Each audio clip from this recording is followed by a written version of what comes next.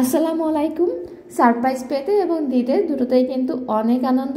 তো আমি এবং আপনাদের ভাইয়া বেশ কিছুদিন ধরে একটা জিনিসের অপেক্ষায় ছিলাম, তো সবশেষে সেই অপেক্ষা শেষ। তো ওয়েলকাম টু মাই চ্যানেল নকশি বাহার। অলরেডি বুঝতেই পেরেছেন যে আমার গলার অবস্থা খুবই খারাপ। তো আমরা প্রথমে চলে গিয়েছিলাম কিছু টাকা ওঠাতে, কারণ আজকে আমরা সবাই মিলে আমার শ্বশুর আব্বাকে একটা সারপ্রাইজ দিব।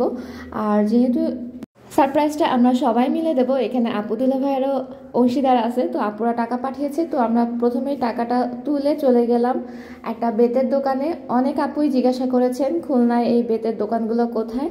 তো আজকের ভিডিওতে আপনাদেরকে আমি দুইটা লোকেশন জানিয়ে দেবো, যেখানে গেলে আপনারা বেতের যে কোনো জিনিস পেয়ে যাবেন। বেতের যে কোনো জিনিসই আসলে অনেক বেশি সুন্দর লাগে। এই ট্রেগুলো তো আমার অনেক দিনের পছন্দ ছিল। তারপর এই মিরর, মানে কোনটা রেখে কোনটা নেবেন, প্রত্যেকটাই অসাধারণ। তো এটা ছিল একটা গোডাউন, যেটা হলো কিনা খুলনা পাসপোর্ট অফিসের পাশেই। তো আমরা যে চেয়ারটা আগেই পছন্দ করে গিয়েছিলাম, সে চেয়ারটা তারা গোডাউন থেকে অলরেডি শোরুমে পাঠিয়ে দিয়েছিল। তো আমরা সেখান থেকে শোরুমে গেলাম।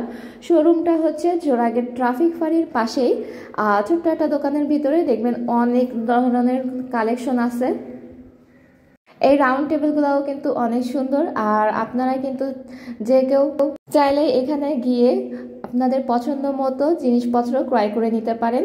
তো আমাদের মূলত ইচ্ছা ছিল একটা চেয়ার এবং টেবিল কেনা। তো আমাদের যে চেয়ার আর টেবিলটা পছন্দ করে রেখে গিয়েছিলাম, সেই চেয়ার আর টেবিলটাই আমরা নিয়ে নিয়েছি।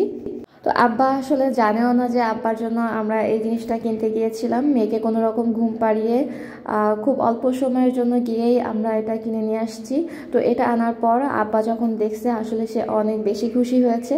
তো আরও একটা জিনিস আমরা আগে থেকেই অর্ডার করে দিয়েছিলাম, কিন্তু সেটা আসলে এখনও হয়নি। তো সেটা আস্তে আস্তে অনেক রাত হয়ে গিয়েছিল। এদিকে আমার ছোট ভাই তুষা আর হলো গিয়ে আপনাদের ভাইয়া মিলে জিনিসটাকে সেট করতেছিল।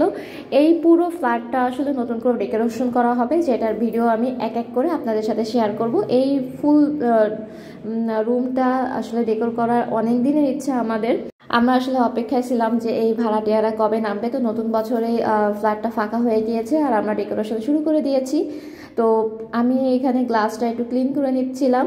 তো গ্লাসটা ক্লিন করার পর আর সেট করার পর আসলে অনেক সুন্দর লাগতেছিল। তো আমি আবার এটা ছোট্ট একটা ফুলের তোড়া দিয়ে রেখে দেখতেছিলাম যে কেমন লাগে। তো আসলে কাজ এখনও অনেক বাকি, এখনও ফোম বাকি, তারপর পুরো রুমের ডেকোরেশন বাকি, পুরো রুমে রং করতে হবে। তো আপনাদের সাথে আমি আস্তে আস্তে সব কিছু শেয়ার করব।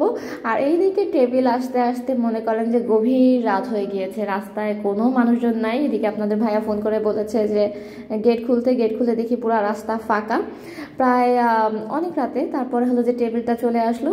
টেবিলটা চলে আসার পরে এটাও আমরা রুমে সেট করে দিয়েছি। পুরো এই ফ্ল্যাটটা ডেকোরেশন নিয়ে আমাদের অনেক প্ল্যান রয়েছে, সবকিছু আপনাদের সাথে শেয়ার করব। আল্লাহ হাফেজ।